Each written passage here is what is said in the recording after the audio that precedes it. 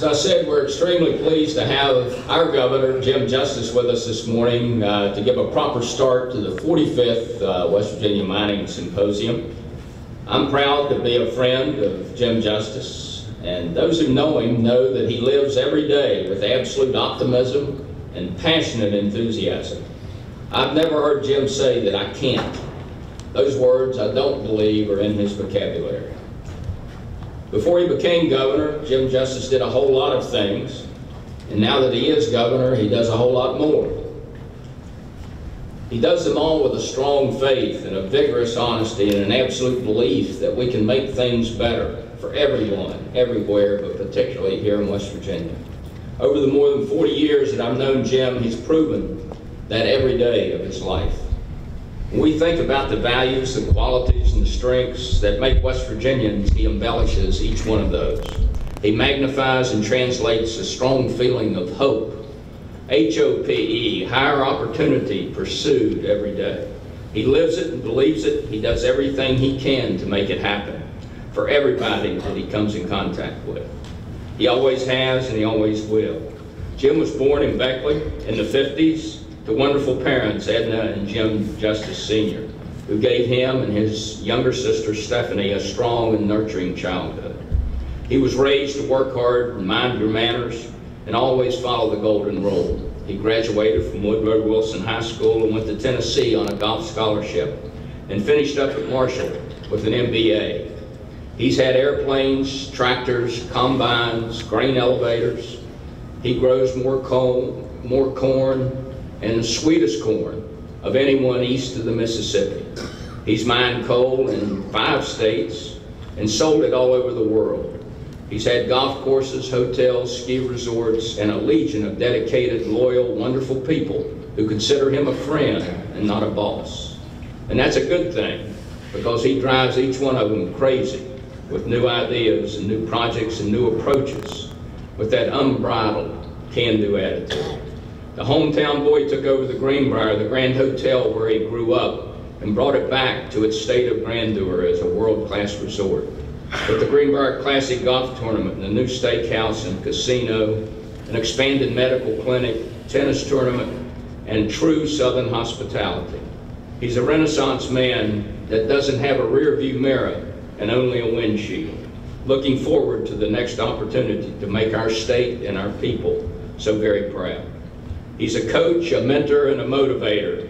And most importantly, he's a husband, father, and now a grandfather. His wonderful wife, our First Lady Kathy, of course his son Jay and daughter Jill, and their new grandson.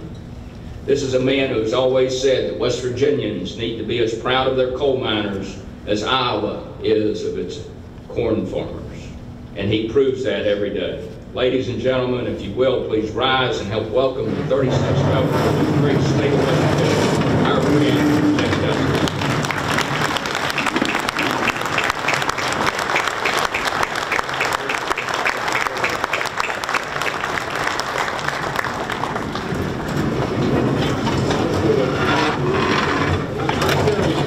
I'm going to take Brother Ray with me everywhere he goes. I mean, this introduction was way beyond what I deserve, and you just go with me everywhere, and you'll make people believe a whole lot of things. But anyway, thank you so much for having me. I'm gonna go right here, because I've still got one incredibly bad knee. But I'm gonna sit here and I'm just gonna talk with you just a few minutes. 45th Symposium. It's hard for me to believe, to tell you the honest truth. You know, I remember when it first started.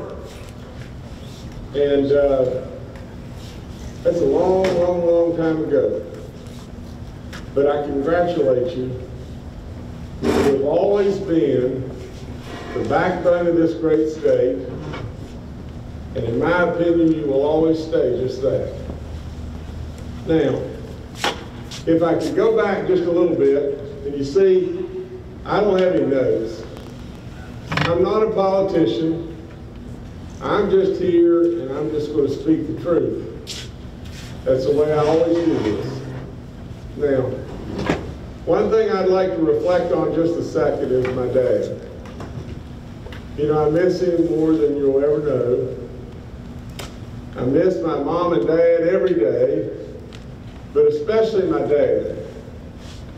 You know, he was my best friend, my best man in my wedding. He was somebody that was tough as nails. He was somebody that I can remember standing in front of his desk and saying, I was probably 18 at the time, probably had cut off jeans on and flip-flops because I'd just come into the office from somewhere. I was standing in front of his desk and I said, Dad, there wasn't anything I could do.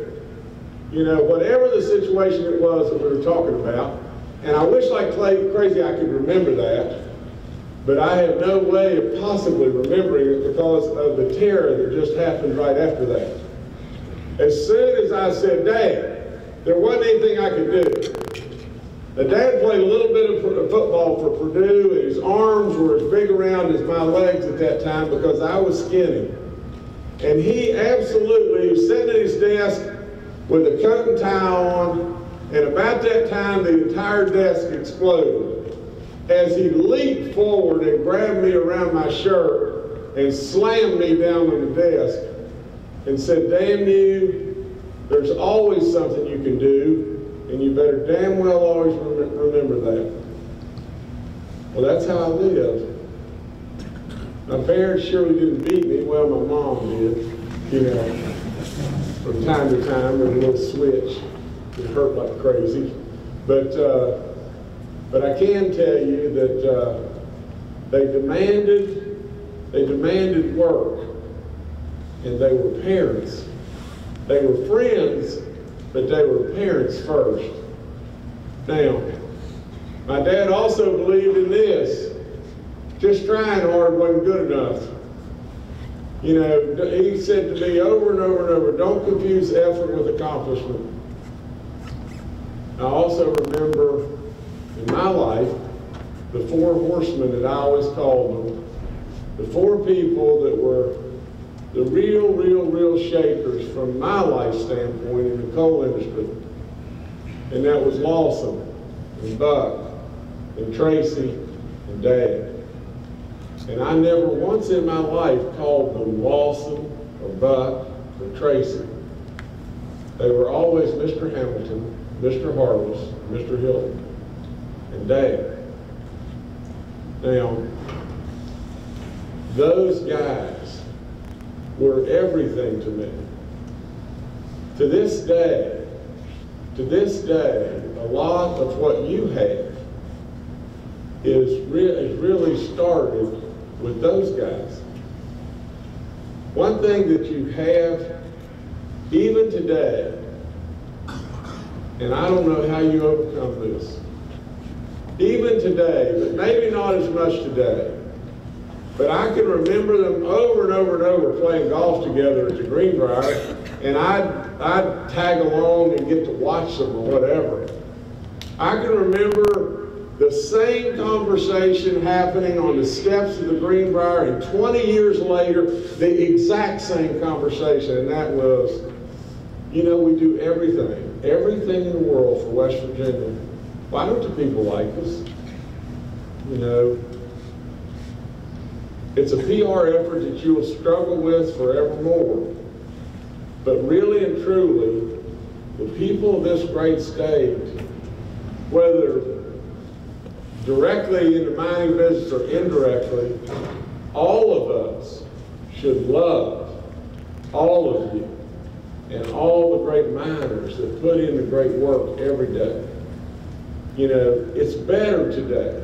Our image is better today, but it needs to grow even stronger. Now let me just tell you this, let me jump to something else. Why did I run for office? And I can tell you it's just as simple as this.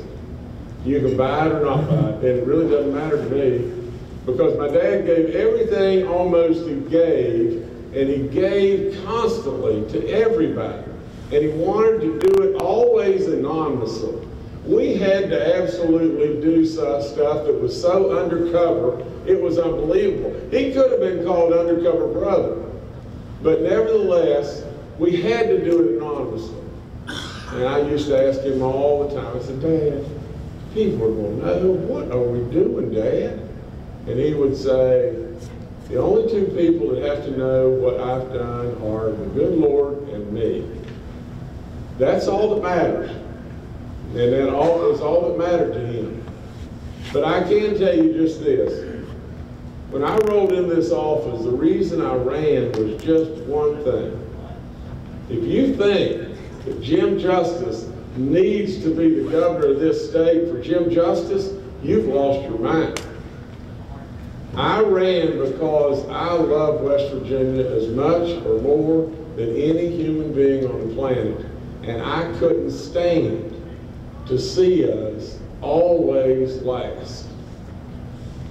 I couldn't stand to see the very people, you, not respected to the same level of esteem that Bill Rainey just said, the Iowa corn farmer, or the Texas oil man, or whatever it may be. We should be proud, beyond belief, of who we are and what we have. Now, when I rolled in on day one, and things are really different today, and you know, this is something that really does bug me. On day one, I'm handed the books, and the books are showing that we're in a year that is supposed to be a balanced budget for the year you're in, and 6 months have already passed. And they say, oops, we're going to be $200 million short this year. Not the year, Justice, that you're supposed to take care of, the year that you're in. I said, well, what are we going to do? And they said, well, we really don't know what we're going to do. And I said, well, what about rainy day? And they said, no, you can't go there because we're already getting our bonds derated. Well, what are you going to do? What are you going to do? And then the next year, you're going to be $500 million in the hole, and the years out goes $772 million down. Now, I'm telling you, I've seen some bad books from time to time, but I'm telling you, that was the ultimate, the ultimate. I knew one thing. I knew that I really believed in all my heart that Donald Trump, who's a great friend, Donald Trump would really, really do all he could to make this industry better. Better off is the right word. Well, lo and behold, he did. And he surely has helped in every way, not every way he can, but in ways that surely did help. I really believed that we were on the cusp of seeing a turnaround, you know, from the coal market, from the metallurgical side for sure. And I predicted that in all the debates and everything. I said severance taxes were going to rise, and people always laughed. In fact, they did. Well, they did. And the metallurgical side, you know, is the outlook is strong. We're all still that are in the metallurgical business, we're still worried. We're worried every day because you really don't, it's almost like we've been beat down so bad that you really don't know what in the world to really expect and hope for as time goes forward, even though all the experts are saying things are going to be pretty good. And from the steam standpoint, things are surely lots and lots and lots better. And the experts are saying, you know, the export market's going to stay really strong, and regulations have been removed that really are just regulations layered upon regulations, and things are going to be okay. But we're still scared. Now, let me tell you just this. When I looked at those books, and I felt like that things were going to be better from the standpoint of severance from you, and better from the standpoint of severance from gas, they have been. They have been. But you needed one thing. You needed some way, somehow, to generate immediate jobs. Immediate jobs.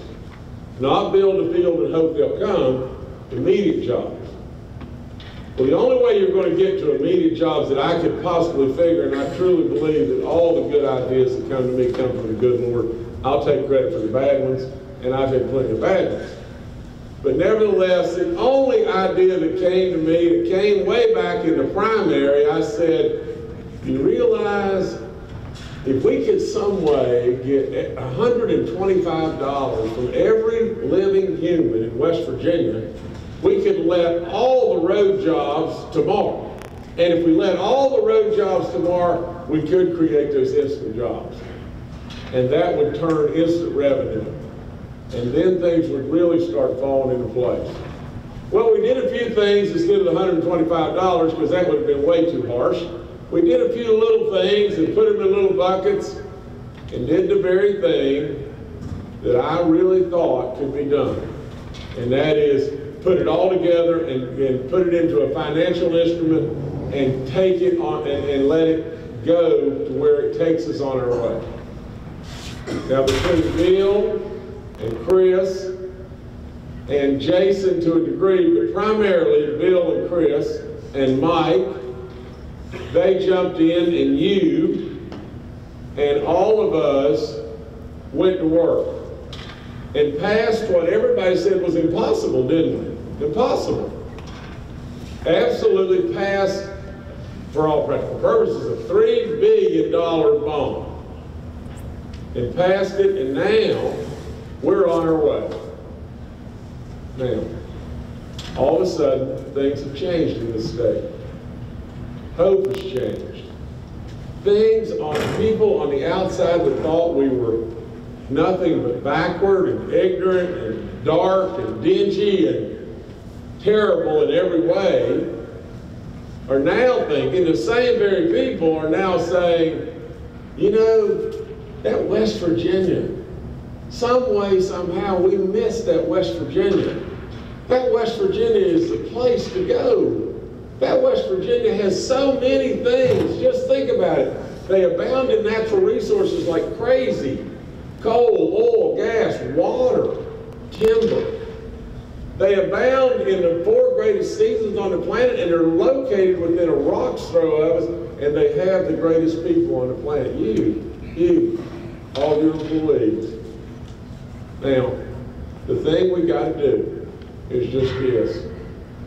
The thing that bugs me is the fact that it's almost like I'm in Groundhog Day, because I know, you should know, and I think you probably do, but the public should know, the legislature should know, everybody should know that what we had was so bloomin' dire and so impossible versus today.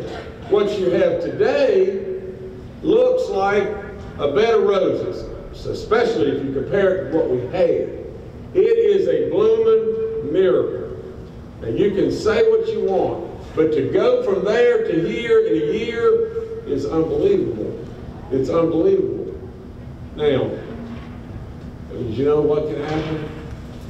Now, all of a sudden, you get everybody, every group in the world scrambling and saying, well, if things are good, I want a little piece of this, I want a little piece here, I want a little piece here, and everything else. And if you don't watch out, what will happen is we'll get in our own way. And if we get in our own way, we will absolutely snuff ourselves right back into being dead last.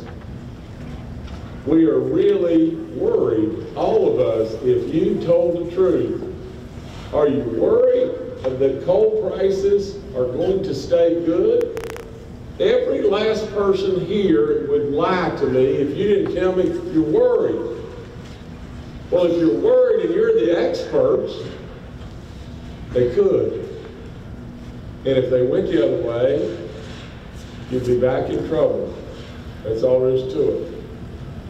I'm a real believer that we're finally up on the way.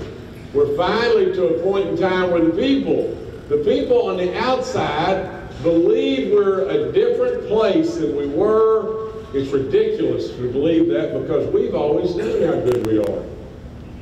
But the very people on the outside that will come, that will bring business and bring opportunities and everything, the people on the outside that will come, and the people on the outside that will perpetuate you, coal, they think of us in a better light today than they ever have in the history of this state. We don't want to get in our own way. Now, let me leave you with this, because I know you've got lots and lots of wonderful speakers, and I can't ever tell you how much I love Bill Rainey. You know, I've known Bill Rainey forever, and he's got to be 725 years old now. But he is a good man, and Chris as well. They really, really have helped me. And if you have any question ever about my commitment to coal, let me just tell you this. Forever, forever. The license plate on my vehicle says coal 3. The license plates on 2 or 3 other vehicles that we have say coal 2, coal 5, coal 4. They've been there forever. But you know where coal 1 is? Coal 1 is still on my dad's car in my dad's garage. Now, believe me, baby, I owe my life to coal. And I know it. And I love you. And I love our industry, and I'm honored beyond belief to be able to be here and be your governor, and we've got to just keep it rolling and make it better. God bless you.